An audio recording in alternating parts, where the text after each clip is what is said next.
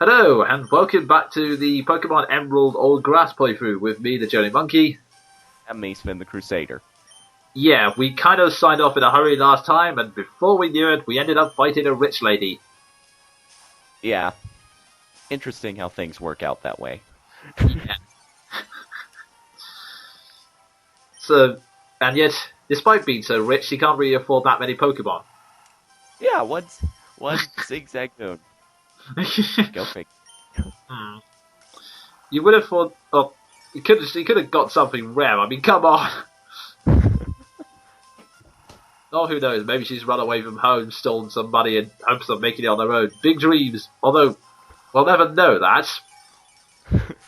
Because, yeah, trainers don't get much development. Yeah, they're generics for a reason. Hmm. Well, to be fair, if they really did go into all their details of life story, it'd probably be like Metal Gear Solid, you know? Before anyone flames me over it, I don't think Metal Gear Solid is bad. I just think it could use of a script editor, because sometimes scenes drag on way too long. Yeah. I, personally, I basically made it a point not to try and understand Metal Gear Solid. Oh god, yeah. It's for the best. I tried and my mind went insane for a moment, especially in full. And anyway, before we even noticed it, we're talking about Metal Gear Solid, a Pokemon playthrough. Anyway! I do not know how that happened, because I've never even played Metal Gear Solid. But anyway. Yeah. So yeah, we just beaten up a rich lady and then demanded cash off her. That's an easy way to get cash, something you seem to need in the last video. Yeah, I know. I need all the money I can get. Yeah, that was... I don't know why I found it so funny that you ran out of money whenever you were buying a potion, but... Yeah, I think it's because I didn't realize it until halfway through. I think the only other way I could have got a potion that way was by mugging him, and to be honest, that's probably not a good thing to try. Well, A, it's against the law, and B, for all you know, in order to prevent shoplifting, the shopkeeper has like a level 100 Dragonite hidden underneath in a Pokeball. Yeah.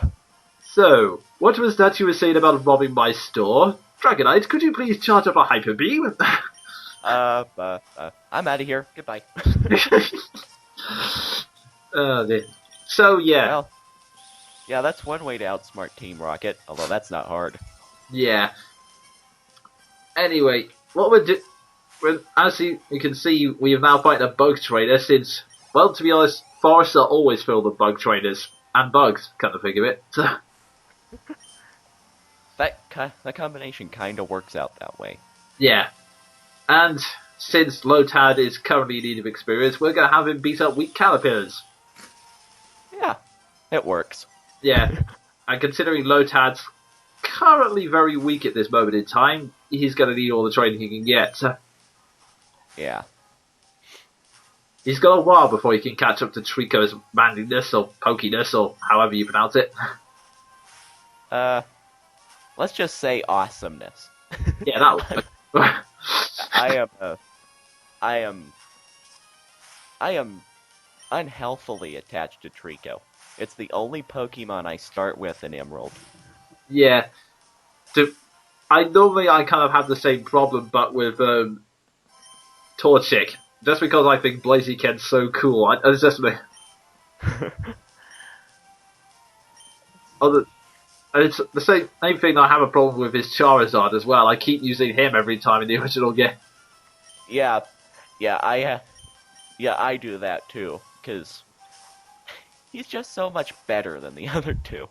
Yeah, I mean, he becomes a dragon. What's not to like? And a very dragon-like dragon. Not that sort of weird dragon like Dragonite. Yeah. There's it. I am a terrifying dragon with a big round nose. Fear me. I have nothing against Dragonite, but let's face it looks like a children's TV show character. Yeah. But to be fair, it makes up for it in pure power. I mean, oh god.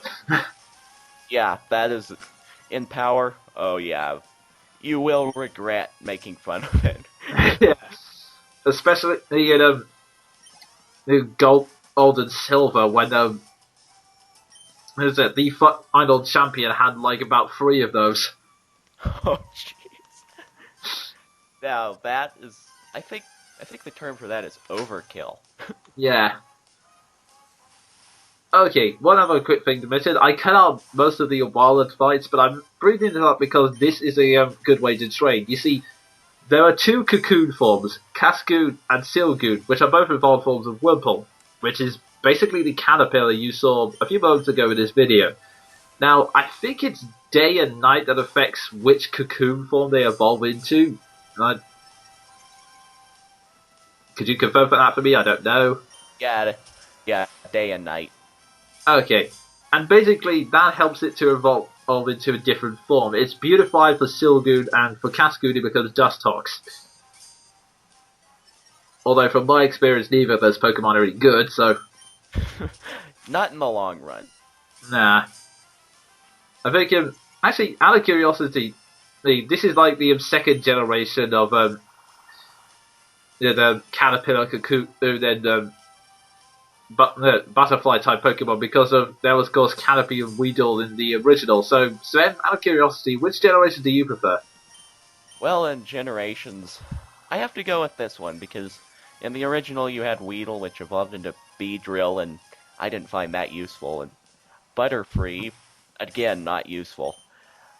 At Yeah, least in this generation, Dustox has its uses and gains really cool psychic moves.